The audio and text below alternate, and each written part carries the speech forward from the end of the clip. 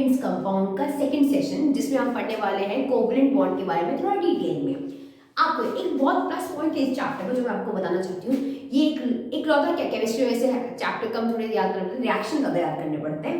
पर इस चैप्टर में आपको लर्न करने वाला कंटेंट कम है, पर यहाँ पे सिर्फ स्ट्रक्चर बनाना सीखना है आपको। और स्ट्रक्चर बनाना इतना आसान है गाइस, आप एक बार बनाना सीख जाएंगे इस चैप्टर में अपने आप आपको मजा आने लगेगा। तो चलिए स्टार्ट करते हैं। और बाय द वे, अगर आपको हमारा सेशन पसंद आए तो लाइक और सब्सक्राइब करना बिल्कुल मत भूलिएगा। चलिए कोवलेंट बॉन्ड, पहले हम डेफिनेशन एक बार आपको रीड करके बताते हैं, फिर मैं बता दूं कि ये एक्चुअली में क्या क्या रहेंगे। Covalent bond is formed by the mutual sharing of electrons.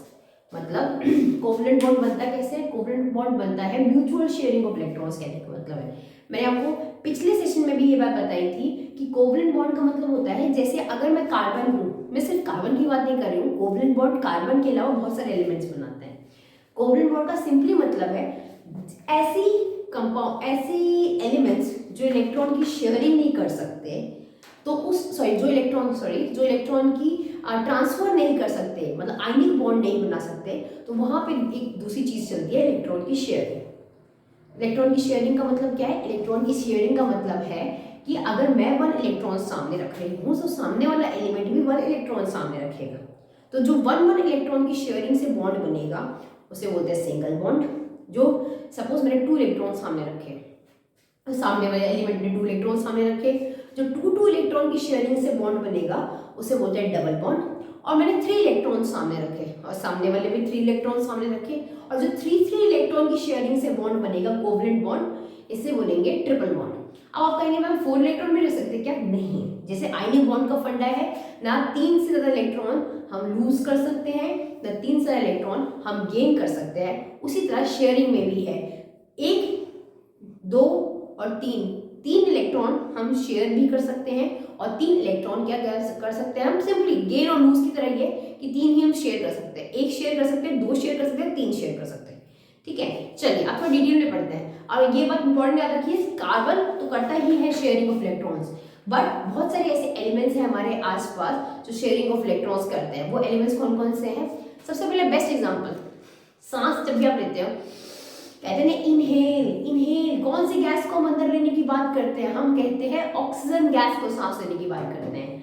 थोड़ा ऑक्सीजन गैस ओ का सिंबल क्या होता है? ऑक्सीजन का O।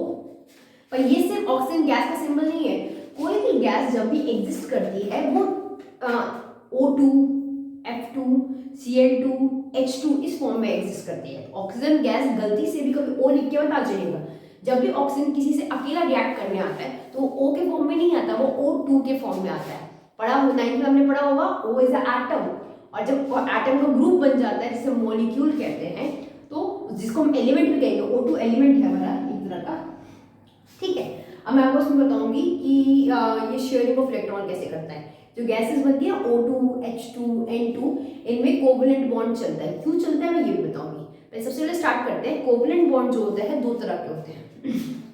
एक होता है polar covalent bond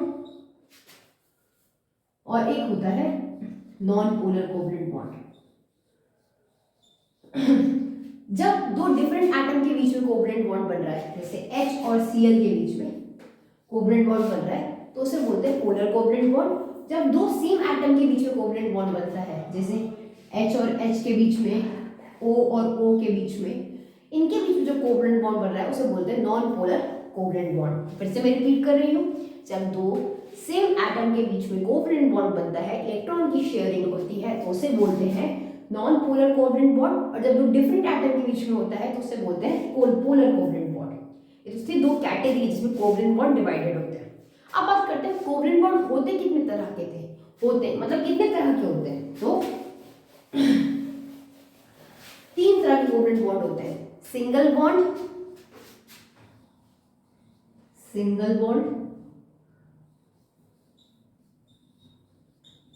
double bond, triple bond. Confuse मत होइएगा, आप कहोगे मैम अभी तो आपने बोला पोलर नॉन पोलर भी होता है, तो ये 3 कैटेगरी कैसे आएगी? पोलर नॉन पोलर मॉलिक्यूल के टाइप है, मतलब पोलर मॉलिक्यूल जो होते हैं वो 2 डिफरेंट एटम से बने होते हैं, तो डिफरेंट एटम को जोड़ के जो मॉलिक्यूल बनेगा वो पोलर। जो सेम एटम को जोड़ के जो बनेगा वो नॉन पोलर, ठीक है। उनके बीच में जो बॉन्ड बनते हैं वो सिंगल, डबल और ट्रिपल होते हैं। मैं पहले आपको नॉन पोलर बनाना सिखाऊंगी। नॉन पोलर मतलब क्या, साइड में लिख लीजिए अपनी नोटबुक में। नॉन पोलर बॉन्ड या नॉन पोलर कंपाउंड वो कंपाउंड होते हैं जो दो सेम एटम से मिलके बनते हैं। सबसे बेस्ट एग्जांपल, सबसे पहला एग्जांपल लेते हैं हम हाइड्रोजन गैस का। हाइड्रोजन गैस हमेशा एग्जिस्ट करती है O2 के फॉर्म में, तो हाइड्रोजन गैस हमेशा एग्जिस्ट करेगी H के फॉर्म में नहीं, H2 के फॉर्म में, H2, ठीक है। मैं पहले आपको सिंगल बॉन्ड बनाना सिखाती हूँ। H2 मीन्स, H2 मीन्स वो दो H एटम से बना है, ठीक है। अब दो H एटम, अब हम देखते हैं कि जो आयनिक बॉन्ड बन रहा है, कोवलेंट बॉन्ड बन रहा है, ठीक है। H का नंबर कितना होता है, 1 इलेक्ट्रॉन्स, इसके पास भी 1 इलेक्ट्रॉन्स, इसके पास भी 1 इलेक्ट्रॉन्स, इसके के शेल में भी 1 इलेक्ट्रॉन, इसके के शेल में भी 1 इलेक्ट्रॉन। और हमें पता है KLM की थ्योरी फिर से आ गई, याद करनी है हमें, KLM थ्योरी 288, अभी इतना याद रखिए। तो फर्स्ट शेल को खुश होने के लिए, सेटिस्फाइड होने के लिए कितना चाहिए, 2 चाहिए, पर दोनों के पास 1 है ना, ये लूज कर सकता, अगर ये लूज करेगा तो ये खाली हो जाएगा, अगर ये लूज करेगा तो ये खाली हो जाएगा, तो दोनों लूज तो नहीं कर सकते, ये लूज कर सकता है या ना ये लूज कर सकता है। तो इस केस में क्या करेंगे, हम इलेक्ट्रॉन की शेयरिंग करेंगे। मतलब ये वाला हाइड्रोजन कहेगा कि आप भी अपने इलेक्ट्रॉन सामने रखो, 1 इलेक्ट्रॉन, और दूसरा हाइड्रोजन कहेगा कि मैं भी अपने इलेक्ट्रॉन सामने रखता हूँ। हम लोग शेयरिंग करके अपनी फर्स्ट शेल को खुश करेंगे। फर्स्ट शेल को खुश करेंगे तो सिर्फ 2 इलेक्ट्रॉन चाहिए। चलो देखते हैं कैसे। H के पास देखो डॉट स्ट्रक्चर बनाना, आपने इससे पहले वाले चैप्टर में सीखा होगा डॉट स्ट्रक्चर किससे बनाते हैं, कि जो भी एटम का हम डॉट स्ट्रक्चर बना रहे हैं, इलेक्ट्रॉन डॉट स्ट्रक्चर बना रहे हैं, उसकी लास्ट शेल में जितने इलेक्ट्रॉन्स हैं उतने डॉट बना दीजिए। H की जो शेल है, K शेल, वही उसकी लास्ट शेल हुई, उसकी K शेल में कितने इलेक्ट्रॉन्स हैं, 1 इलेक्ट्रॉन्स, तो 1 डॉट बनेगा इस H का। इस H के भी K शेल में 1 इलेक्ट्रॉन्स है, तो इसका एक क्रॉस बनेगा। मैंने क्रॉस इसलिए बनाया ताकि मैं डिस्टिंग्विश कर सकूं, अलग कर सकूं, ठीक है। चलिए पहले इस H को खुश करते हैं, सेटिस्फाई करते हैं। तो कैसे सेटिस्फाई करेंगे, इसने अपना 1 इलेक्ट्रॉन सामने रख दिया, इसने सामने वाले से शेयर करके मांग लिया नहीं। अब दूसरे वाले H को खुश करते हैं, इसने अपना इलेक्ट्रॉन सामने रखा है, इसने बोला सामने वाले तुम भी म्यूचुअल शेयरिंग करो, बराबरी की शेयरिंग करो, इसने भी सामने वाले इलेक्ट्रॉन उससे इलेक्ट्रॉन मांग लिया, मांगा नहीं, शेयर करवा लिया। तो देखो दोनों के बीच में कॉमन बॉक्स बनाए, ये कॉमन बॉक्स में दोनों के इलेक्ट्रॉन शेयर हो गए, तो बीच में सिंगल बॉन्ड बन गया। सिंगल बॉन्ड क्यों बना, कि दोनों ने 1-1 इलेक्ट्रॉन शेयर किया। क्लियर, बस सिंपल याद रखना।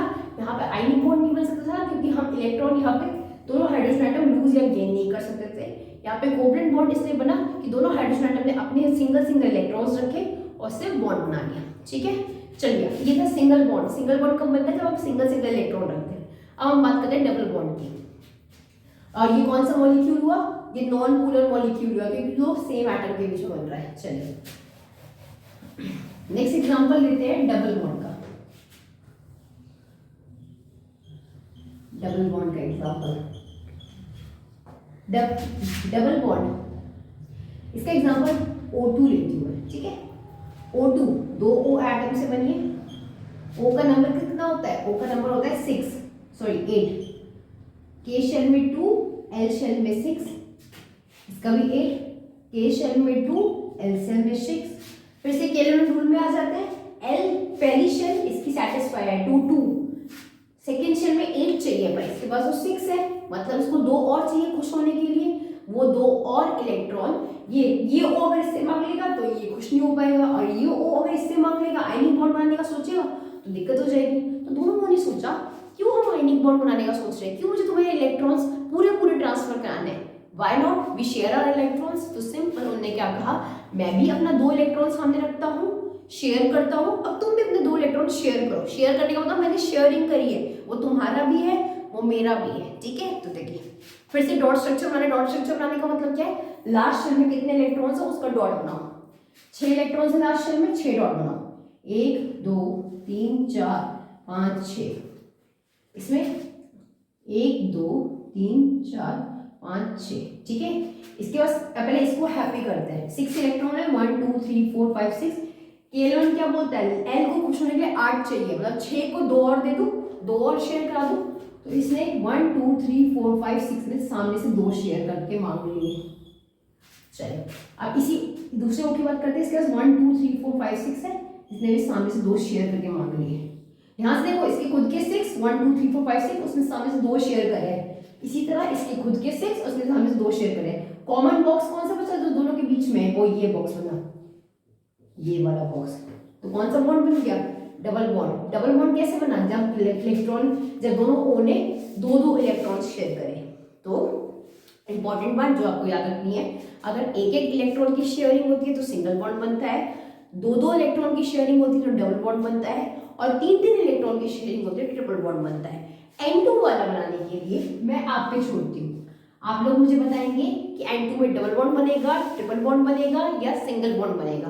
तो प्लीज कमेंट बॉक्स में पक्का बताइएगा मुझे N2 में कौन सा बॉन्ड बनेगा, डबल, सिंगल एंड ट्रिपल। ठीक है, I am waiting for your answer. चलिए आगे बढ़ते हैं। यहाँ बॉन्ड क्लियर हो गया आपको, ये था नॉन पोलर। नॉन पोलर क्यों था? ये दो सेम एटम के बीच में बना था। अब बात करते हैं पोलर। एक एग्जांपल दूंगी मैं आपको पोलर का। पोलर पोलर मॉलिक्यूल क्या होते हैं? पोलर मॉलिक्यूल होते हैं जो दो डिफरेंट एटम के बीच में होते हैं। एग्जांपल लेते हैं H और Cl का। H का नंबर कितना होता है? 1, K शेल में 1, Cl का नंबर कितना होता है? 17, K शेल में 2 8 7। डॉट स्ट्रक्चर फिर से बनाएंगे। डॉट स्ट्रक्चर का मतलब फिर से याद कर लीजिए, लास्ट शेल में जितने इलेक्ट्रॉन, लास्ट शेल में, आउटर मोस्ट शेल में जितने इलेक्ट्रॉन्स होते हैं उतने इलेक्ट्रॉन्स के डॉट बनाने हैं। कितने इलेक्ट्रॉन्स आउटर मोस्ट शेल में? क्लोरीन में 7, 1 2 3 4 5 6 7। मैंने यहाँ पे एडजस्ट कर दिया, 1 2 3 4, ये 7th इलेक्ट्रॉन है। ठीक है, H के पास एक ही शेल है 1। हमें पता है फर्स्ट शेल को पुश होने के लिए कितना चाहिए? 2। तो H ने बोला पहले मैं अपने आप को पुश कर लेता हूँ, पहले मैं पुश हो जाता हूँ। तो H के पास एक ऑलरेडी है और फर्स्ट शेल को पुश होने के लिए कितना चाहिए? एक और चाहिए। तो H ने सामने से एक शेयर कर दिया।